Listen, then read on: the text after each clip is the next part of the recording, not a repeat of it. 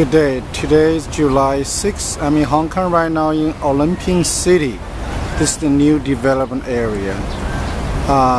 Actually, here it's very interesting. It's the contrast of capitalism and the socialism. What I'm trying to say here is these buildings actually are developed by the private developers and purchased by private owners. A flat here probably is around 600 to 1,000 square feet, could go up to 1 million to 2 million US dollars. Okay, so it's here. Actually, I have a friend live here before too. Shopping mall down here. Because this has the ocean view, the prices are very high. Also, plus the last few years, too much hot money came to Hong Kong, and the property price went up like 40%. Okay, I just unimaginable for Americans to think about this. Yeah.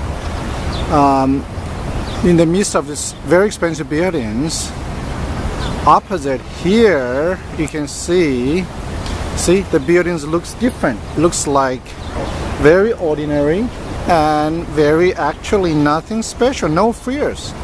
And this is socialism because you can only live here when you are poor, because government subsidize you. You don't own it, but you pay rent of a percentage of your income.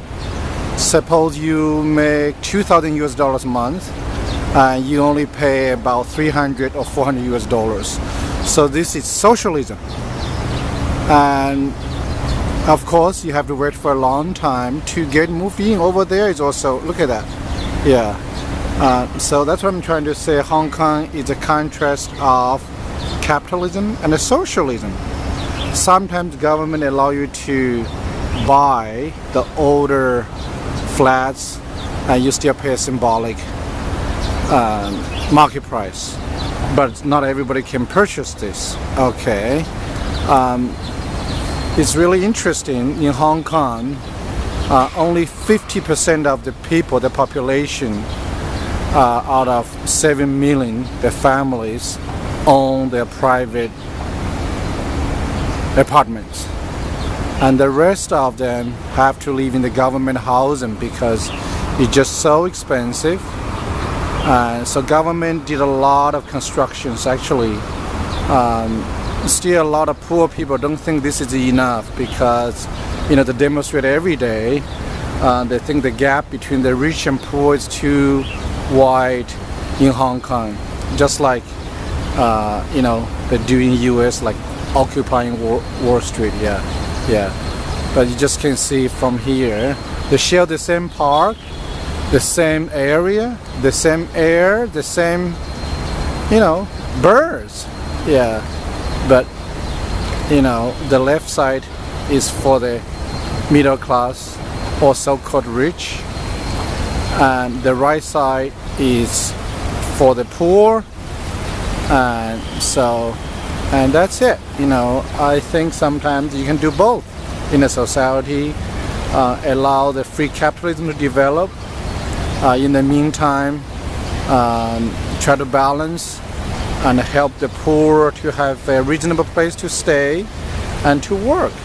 Yeah, so I think Hong Kong is doing quite well in this area. But the key thing is where is the balance? Where do you draw the balance? And I would say that depends on how you manage that. It's art and science, and that takes guts, and that takes wisdom.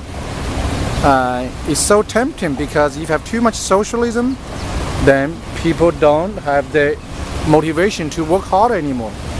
But if you have too much capitalism, everything based on the free market, and that means a lot of people will live on the streets, become homeless. So anyway, you make the judgment, and this is just one example from Hong Kong. And you make the judgment. Alright, it's raining right now, I need to go inside. Bye bye.